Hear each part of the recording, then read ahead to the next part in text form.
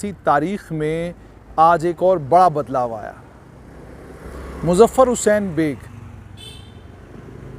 जिनकी सियासत में एंट्री या जिनकी सियासत में शुरुआत जम्मू कश्मीर पीपल्स कॉन्फ्रेंस के नेता और सज्जाद गनी लोन के अब्बा मरहूम अब्दुल गनी लोन के साथ हुई थी, उन्होंने आज जम्मू कश्मीर पीपल्स कॉन्फ्रेंस का दामन थाम लिया है।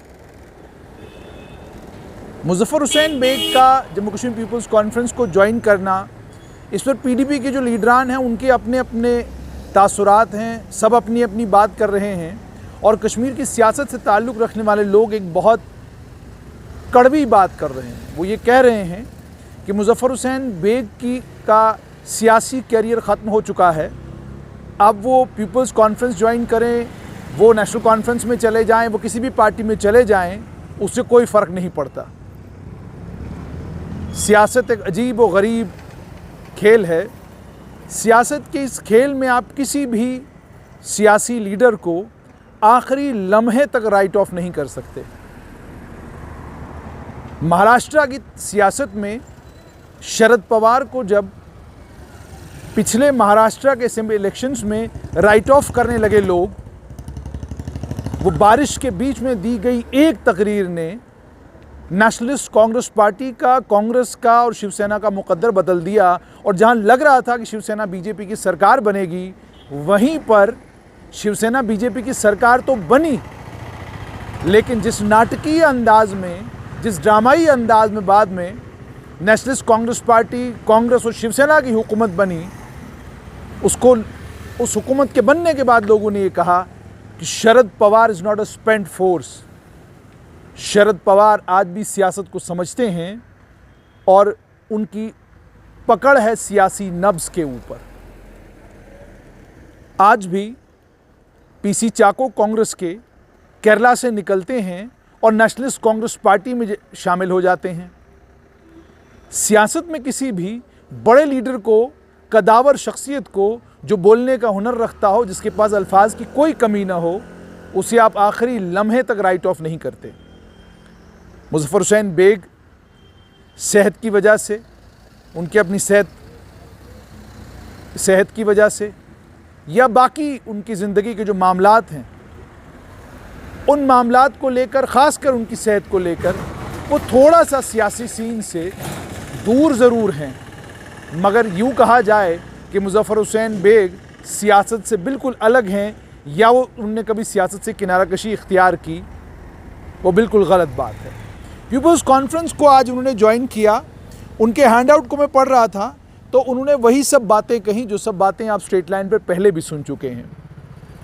2014 में जब पीपल्स डेमोक्रेटिक पार्टी और बीजेपी की हुकूमत बनी, मुफ्ती सैयद की क़यादत में, मुज़फ़्फ़र हुसैन बेग का उसमें एक अलग रोल था, मुज़फ़्फ़र हुसैन बेग का उसमें एक अलग काम था।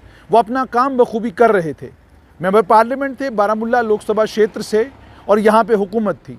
मुफ्ती सैयद की वफ़ात के बाद उम्मीद और तवक्का सबकी ये थी कि महबूबा मुफ्ती पार्टी की कायद बनेंगी, पार्टी की प्रेसिडेंट बनेंगी और हुकूमत की बागडोर जो है वो मुज़फ़्फ़र हुसैन बेग के हवाले करेंगी। और अगर मुज़फ़्फ़र हुसैन बेग नहीं तो किसी और को पार्टी से चुनेंगी ताकि वो चीफ मिनिस्टर का कामकाज संभालें। वो पार्टी की स्टेट प्रेसिडेंट रहती तो उन्हें वो सियासी स्टैंड नहीं लेने पड़ते, उन सियासी परेशानियों से नहीं गुजरना पड़ता जिन सियासी परेशानियों से हुकूमत में आने के बाद उनको गुजरना पड़ा। और लोगों ने कहा कि उनकी एडमिनिस्ट्रेटिव इनकॉम्पिटेंस की वजह से या उनकी एडमिनिस्ट्रेटिव एक्यूमेंट कम होने की वजह से वो तमाम चीज़ें न कर पाई जिनकी उनसे उम्मीद और तवक्का थी।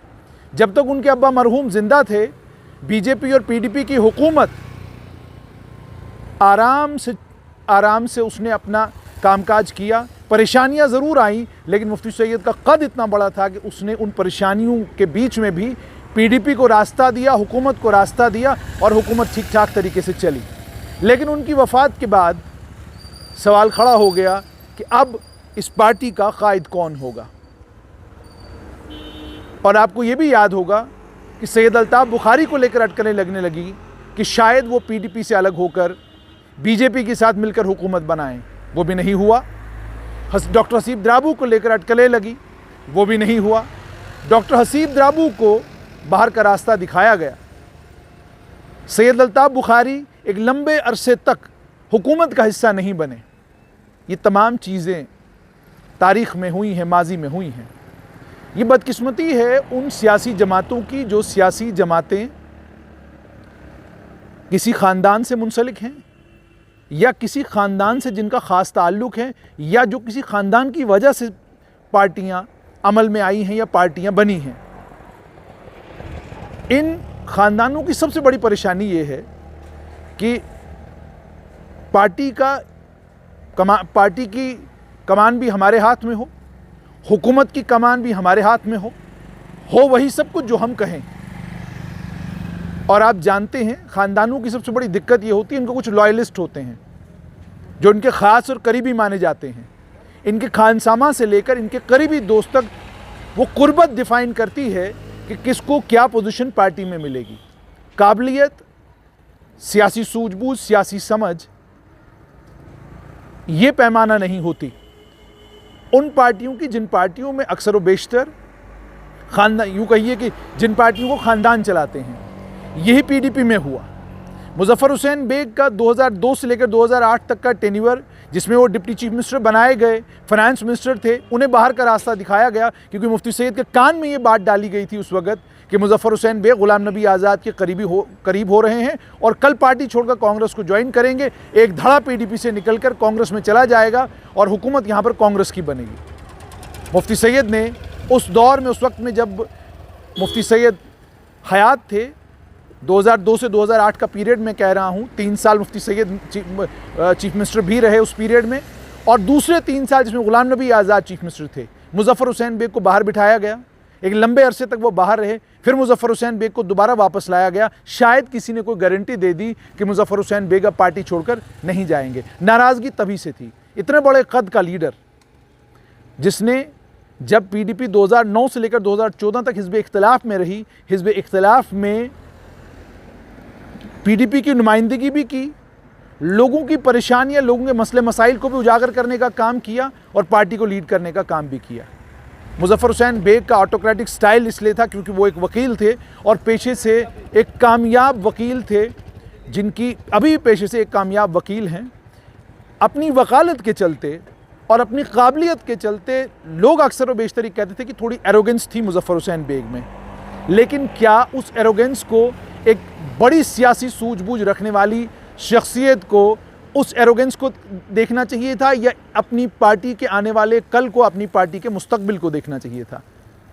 मैंने पहले ही कहा, फैमिली रन पार्टीज़ में लॉयल्टी जो है वो आप परिवार के साथ कितना लॉयल हैं वो मैटर करता है। आप देश के साथ कितना लॉयल हैं, आप लोगों के साथ कितना लॉयल हैं, आपका लोगों के बीच में असर रसूख कितना है, वो मायने नहीं रखता।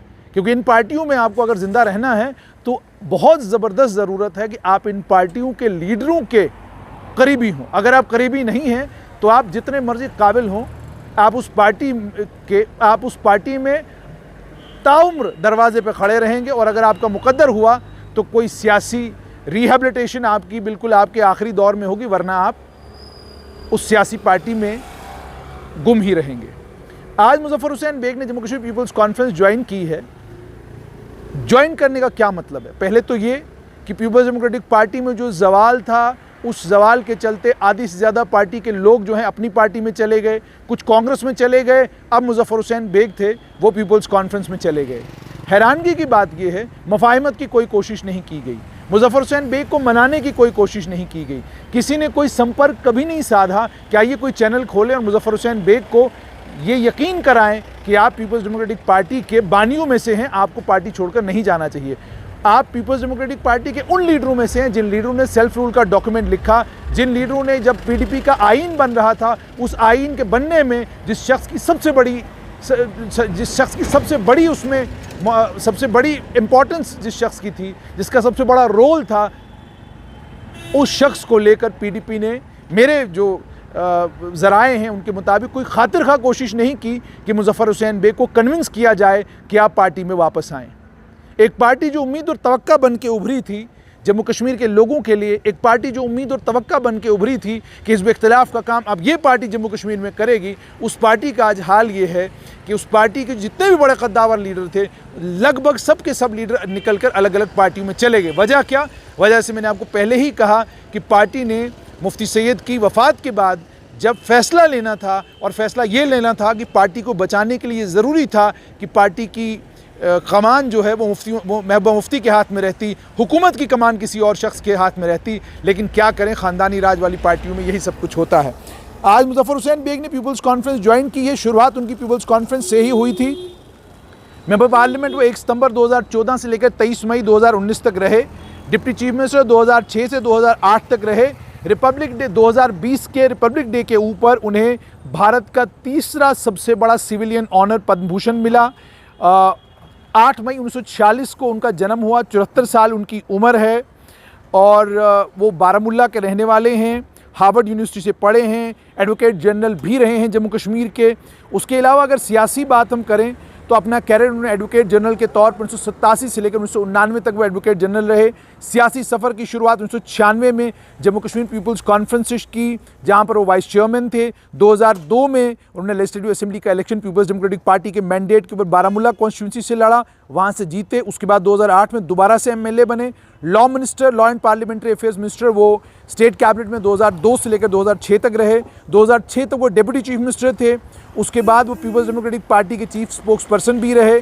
बेग लोकसभा के मेंबर 2014 में बारामुल्ला से बने, 2019 तक रहे। 2020 में मुज़फ़्फ़र हुसैन बेग को पद्म भूषण दिया गया। ये हैं मुज़फ़्फ़र हुसैन बेग। आज उन्होंने जम्मू कश्मीर पीपल्स कॉन्फ्रेंस को ज्वाइन किया है। पीपल्स कॉन्फ्रेंस को ज्वाइन किया, अपनी पार्टी को क्यों नहीं किया? ये तो एक सवाल है, जाहिर सी बात है, इसका जवाब हमें आने वाले वक्त में मिलेगा। जो कुछ उन्होंने आज अपने प्रेस नोट में कहा है वो वही सब बातें हैं जो मैंने आपके साथ करी कि उनके कद के मुताबिक जो पोजीशन पीपल्स डेमोक्रेटिक पार्टी में उनकी होनी चाहिए थी, उन्हें ये लगता है कि उन्हें नहीं मिली। उनको जानने वाले लोग भी ये मानते हैं कि जिस पोजीशन पे पीपल्स डेमोक्रेटिक पार्टी को मुज़फ़्फ़र हुसैन बेग को रखना चाहिए था, उस पोजीशन पे उन्हें नहीं रखा गया। एक कोटरी थी पीपल्स डेमोक्रेटिक पार्टी में जो महबूबा मुफ्ती के दाएँ बाएँ होती थी, वही कोटरी तमाम फैसले करती थी। और उस कोटरी की बदकिस्मती ये कि वो कोटरी एक्स ब्यूरोक्रेट्स की थी और कुछ ख़ानदान के लोगों की थी। जाहिर सी बात है, जहाँ ख़ानदान के लोग दाएँ बाएँ हों, वहाँ आप इतने बड़ा फ़ैसला, सियासी फ़ैसला लें और अपनी ख़ानदानी पार्टी को के अंदर ये तय करें कि जी ठीक है, मैं तो ये पार्टी तो मेरे ख़ानदान की है, लेकिन चलिए मैं अपनी जगह किसी और को चीफ मिनिस्टर की पोजीशन के लिए, डिप्टी चीफ मिनिस्टर की पोजीशन के लिए मैं लोगों पे यकीन कर सकता हूँ। बाकी पॉलिटिकल पार्टीज़ का भी यही हाल है। कितना भी कॉम्पिटेंट आदमी बाकी किसी भी पॉलिटिकल पार्टी में हो, वो चीफ मिनिस्टर की कुर्सी का दावेदार नहीं, दावेदार ख़ानदानी राज का ही कोई शख्स होगा। मुज़फ़्फ़र हुसैन बेग ने आज पीपल्स कॉन्फ्रेंस ज्वाइन की है। आने वाले दिन बड़ा इंटरेस्टिंग होने जा रहे हैं। कश्मीर में जहाँ पर जम्मू कश्मीर अपनी पार्टी एक फोर्स बन के उभरने लगी है, नेशनल कॉन्फ्रेंस ऑलरेडी ताकतवर जमात है जम्मू कश्मीर में। वो डीडीसी के चुनावों में, यूडीसी के इंतखाबात में सबको पता चल गया, मुकाबला नेशनल कॉन्फ्रेंस के साथ में है। उसके बीच में अब पीपल्स कॉन्फ्रेंस में आज मुज़फ़्फ़र हुसैन बेग का ज्वाइन करना, जाहिर सी बात है मुज़फ़्फ़र हुसैन बेग के ज्वाइन करने से पीपल्स कॉन्फ्रेंस और मजबूत होगी। लेकिन क्या पीपल्स कॉन्फ्रेंस कुपवाड़ा बारामुल्ला से आगे बढ़ेगी? और अगर बढ़ेगी तो किस तरीके से, ये आने वाले दिनों में पता चलेगा। सफीना बेग क्या पीडीपी में ही रहेंगी? क्या उन्होंने भी पीपल्स कॉन्फ्रेंस ज्वाइन की है? सवाल मैंने आज पूछा था, लेकिन जवाब अभी उसका आना बाकी है कि क्या वो पीपल्स डेमोक्रेटिक पार्टी में है, क्योंकि पिछले दिनों वो इंडिपेंडेंट इंतखाब जीत कर जो है डीडीसी की बारामुल्ला से वो चेयरमैन बनी है वहाँ से।